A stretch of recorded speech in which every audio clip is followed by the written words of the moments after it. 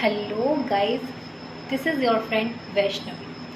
So video को आगे बढ़ाने से पहले आप पहले इस वर्ड को पढ़ लीजिए और इस फोटो को भी ज़रूर देख लेना। So now let's start. हाल ही में ही कुछ दिन पहले एक उत्तराखंड के एक उद्धव सिंह गांव में एक परिजन ने अपनी बिटिया रानी का पहला मंथली जो पीरियड्स आता है, फर्स्ट जो पीरियड आता है, उसका सेलिब्रेशन किया। और ना केवल सिर्फ परिजन ने, उसके साथ साथ उनके रिश्तेदारों ने भी उस सेलिब्रेशन में हिस्सा लिया।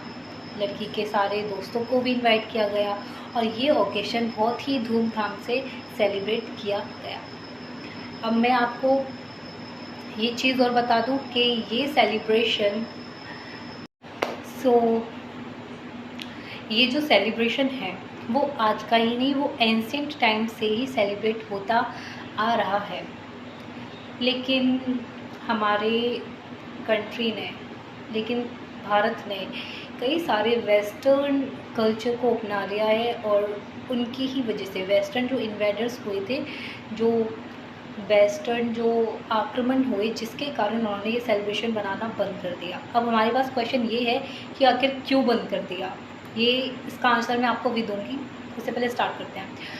तो जो ये सेलिब्रेशन है, फर्स्ट मंथ का जो सेलिब्रेशन है, फर्स्ट पीरियड का जो सेलिब्रेशन है, वो साउथ इंडिया में आज भी सेलिब्रेट करते हैं। कई परिजन अपनी बेटियों का फर्स्ट पीरियड सेलिब्रेट ज़रूर करते हैं। सो स्टार्ट करते हैं क्वेश्चन का आंसर देना।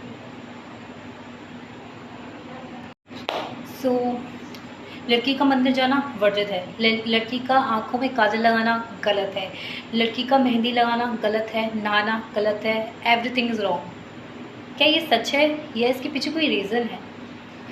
चलिए हम इसको जानते हैं आगे इस वीडियो में। और मैं आपको ये बता भी दूँ कि ये जो फर्स्ट पीरियड सेलिब्रेशन है, ये साउथ इंडिया में करीब एक हफ्ते तक भी चलता है या ज़्यादा से ज़्यादा 16 दिन तक भी ये चलता है। आगे बढ़ते हैं हम इस वीडियो में। हमारे प्राचीन काल में लड़की और लड़कों के कई सारे संस्कार होते थे। जब लड़की पैदा होती थी और लड़के पैदा होते थे तो उनके कई सारे संस्कार होते थे। जैसे लड़का जब पैदा हुआ, थोड़ा बड़ा हुआ, या उसी वक्त जब वो पैदा हुआ है उसके कुछ ही दिनों बाद उसका मुंडन करवा दिया, ये एक संस्कार होता है। उसका जब वो थोड़ा सा और बड़ा हुआ तो उसका कान छिंदवा दिया, थोड़ा और बड़ा हुआ उसका जनेऊ, लड़के लोग जनेऊ धारण करते थे। तो जिस तरीके से लड़के का संस्कार होता है, वैसे ही लड़कियों का भी कई सारे संस्कार होते थे और ये सारी चीज़ें प्राचीन भारत में ही की जाती थी। जी हाँ, प्राचीन भारत में जब लड़की पहली बार रजस्वला धारण करती थी, जब लड़की पहली बार पीरियड्स होती थी, फर्स्ट टाइम पीरियड्स होती थी, तो उसको मैच्योर मान लिया जाता था, जिसके कारण लोग खुशियों से उसका सेलिब्रेशन करते थे। ये संस्कार है, था नहीं, अभी भी है, लेकिन हम इसको सेलिब्रेट नहीं करते। तो फर्स्ट टाइम जब लड़की पीरियड से होती है तो उसके माँ बाप, उसके फैमिली लोग बहुत अच्छे तरीके से उसका फर्स्ट पीरियड को सेलिब्रेट करते हैं। एक दिवाली की तरह नहीं, एक शादी की तरह, जिसमें सभी लोगों को बुलाया जाता है, खाना खिलाया जाता है, बहुत ज़्यादा सेलिब्रेट किया जाता है। उसी तरीके से ये कम से कम पहले एक हफ्ते तक चलता था, फिर कभी कभी तो ये 16 दिनों तक भी चलता था। लड़के लोग जनेऊ धारण करते थे। तो जिस तरीके से लड़के का संस्कार होता है, वैसे ही लड़कियों का भी कई सारे संस्कार होते थे और ये सारी चीज़ें प्राचीन भारत में ही की जाती थी। जी हाँ, प्राचीन भारत में जब लड़की पहली बार रजस्वला धारण करती थी, जब लड़की पहली बार पीरियड्स होती थी, फर्स्ट टाइम पीरियड्स होती थी, तो उसको मैच्योर मान लिया जाता था, जिसके कारण लोग खुशियों से उसका सेलिब्रेशन करते थे। ये संस्कार है, था नहीं, अभी भी है, लेकिन हम इसको सेलिब्रेट नहीं करते। तो फर्स्ट टाइम जब लड़की पीरियड से होती है तो उसके माँ बाप, उसके फैमिली लोग बहुत अच्छे तरीके से उसका फर्स्ट पीरियड को सेलिब्रेट करते हैं। एक दिवाली की तरह नहीं, एक शादी की तरह, जिसमें सभी लोगों को बुलाया जाता है, खाना खिलाया जाता है, बहुत ज़्यादा सेलिब्रेट किया जाता है। उसी तरीके से ये कम से कम पहले एक हफ्ते तक चलता था, फिर कभी कभी तो ये 16 दिनों तक भी चलता था। तो हमारे भारत में ये संस्कार बहुत अच्छे से सेलिब्रेट किया जाता था। लेकिन वेस्टर्न कंट्री के लोगों के आक्रमण की वजह से मध्य भारत में ये सेलिब्रेशन बंद कर दिया गया। क्यों बंद कर दिया गया? क्योंकि अगर किसी के भी परिजन उस मध्यकालीन भारत में अगर किसी के भी परिजन उस चीज़ को सेलिब्रेट करते तो उन लोगों को पता चल जाता कि लड़की मैच्योर हो चुकी है और उस लड़की का वो लोग अपहरण या हरण कर लिया करते थे, उसको ज़बरदस्ती ले जाया करते थे, उसको अपहरण कर। प्राचीन काल के 2 ऋषि थे जिन्होंने अपनी रजस्वला का परिचय में, जिसको कहते हैं सुश्रुत संहिता एज पर आयुर्वेद, जी हाँ, ये उनकी जो बुक है आयुर्वेद की, उसमें उन्होंने लिख रखा है, रजस्वला का पूरा परिचय दे रखा है। आगे बढ़ते हैं तो उन्होंने उसमें बता रखा है कि लड़कियों को ये सारे काम करना वर्जित क्यों है। तो मैं आपको बता देती हूँ। लड़कियों का उन्होंने बता रखा है कि लड़कियों का ज़ोर से हंसना वर्जित है। मतलब लड़कियों को ज़ोर से नहीं हंसना चाहिए, लड़कियों को ज़ोर से रोना भी नहीं चाहिए, लड़कियों को ज़्यादा तेज़ बात भी नहीं करना चाहिए, लड़कियों को नहाना नहीं चाहिए, लड़कियों को अपने नेल्स नहीं कट करना चाहिए, लड़कियों को अपनी कंघी नहीं करनी चाहिए, लड़कियों को हैवी एक्सरसाइज भी नहीं करनी चाहिए और लड़कियों को नहाना भी नहीं चाहिए। और तो ये सारे काम लड़कियों को नहीं करने चाहिए। ऑयल भी नहीं करनी चाहिए, काजल भी नहीं लगाना चाहिए और मेहंदी तो बिल्कुल ही लगानी चाहिए। अब जानते हैं इसका कारण क्या है। एग्जाम्पल के रूप में आपको मैं बताती हूँ। अगर आप जब खाना खाते हो, ठीक है, आप जब खाना खाते हो उसके बाद डायरेक्ट जब नहाने जाते हो तो आपके मम्मी पापा क्यों मना करते थे कि नहाना मत? क्योंकि अगर आपने नहाने गए तो आपने जो खाना खाया उसकी वजह से आपके अंदर जो डबल एनर्जी चल रही है, टेम्परेचर आपका ज़्यादा हो गया और उसमें आप ठंडे पानी से नहा लोगे तो इससे आप क्या हो जाओगे? बीमार हो जाओगे, आपको रोगग्रस्त हो जाएगी, है ना।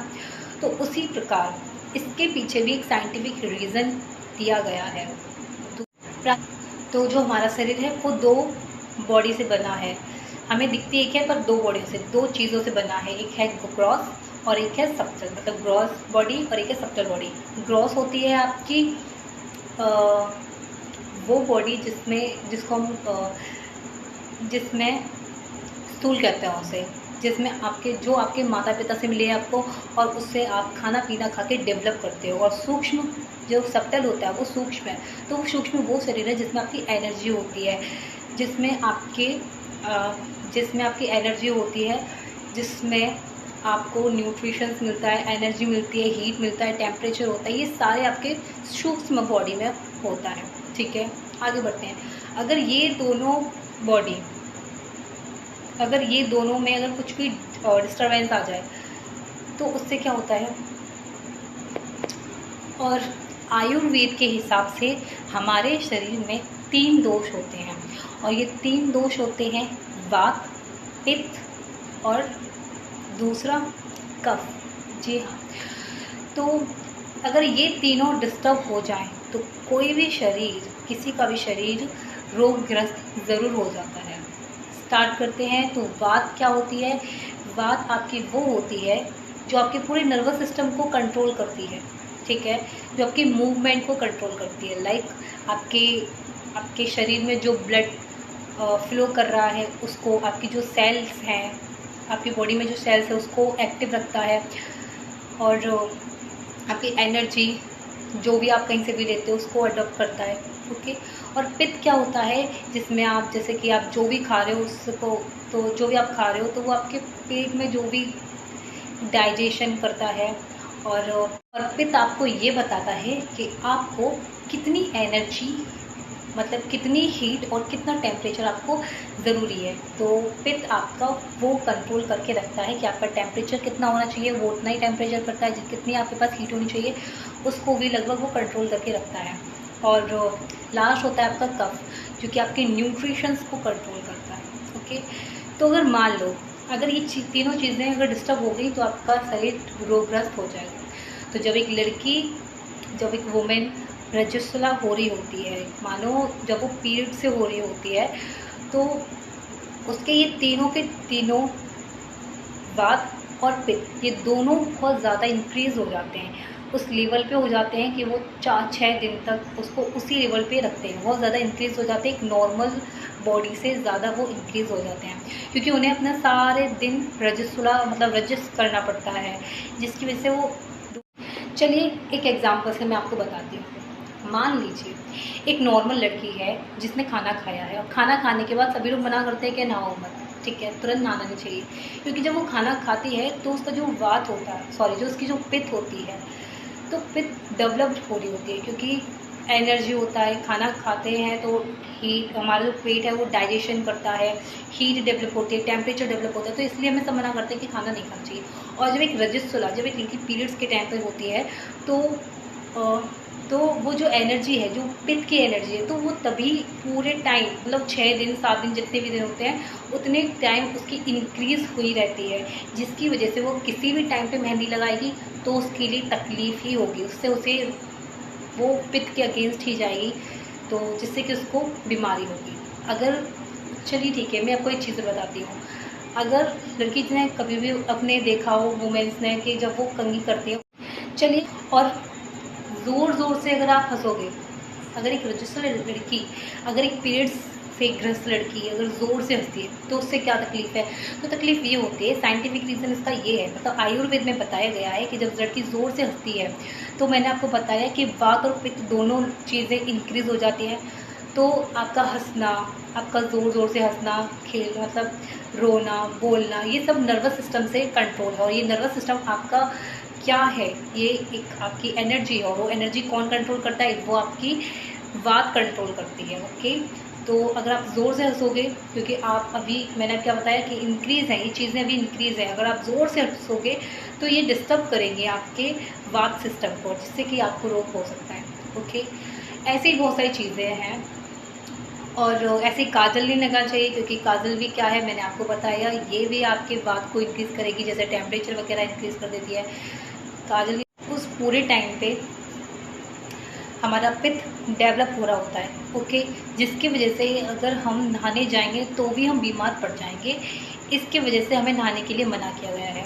और ऑब्वियसली बात है, अगर आप नहाओगे नहीं तो मंदिर कैसे जाओगे? इसीलिए ये चीज़ों का मतलब अवॉइड करने के लिए बोला गया है। अब कई सारे लोग कहते हैं कि मंदिर नहीं जाना चाहिए, ये नहीं करना चाहिए, वो नहीं करना चाहिए, ये सारे एक मिथ है, ये सारे झूठ है। अगर सिंपल सी बात है, अगर आप नहाओगे ही नहीं तो मंदिर क्यों जाओगे? और मैं आपको बता दूं कि जो वो ऋषि मुनि की, जो एज़ पर आयुर्वेद के हिसाब से मैं आपको बता दूं, तो ये अवॉइड करने के लिए कई सारी चीज़ों को बताया गया है, जैसे मैंने आपको बताया। लेकिन मंदिर मत जाना, ये कहीं नहीं मेंशन है। जी हाँ, इसका मतलब यही हो सकता है कि क्योंकि लड़की नहाएगी नहीं तो मंदिर कैसे जाएगी, तो वो कारण ये। और मैं आपको ये सारी चीज़ें बता रही हूँ, लेकिन कुछ लोग इधर ये सोचेंगे, ओह वैष्णवी एक लड़की होकर लड़कियों के बारे में क्या चीज़ बता रही है। और listen me carefully, this is not a very big deal, ये कोई भी बुरी बात नहीं है कि हम गर्ल्स पीरियड से होते हैं, ये एक अच्छी बात ही है। और सबसे अच्छी बात ये है कि जो लड़की रजस्वला होती है, लड़कियों के लिए ये बहुत ज़्यादा वरदान है। लोग सोचते हैं कि यार कितना सीमफुल है इसके लिए, पर ऐसा कुछ भी नहीं है। लड़कियों के लिए ये एक नेचुरल प्रोसेस है।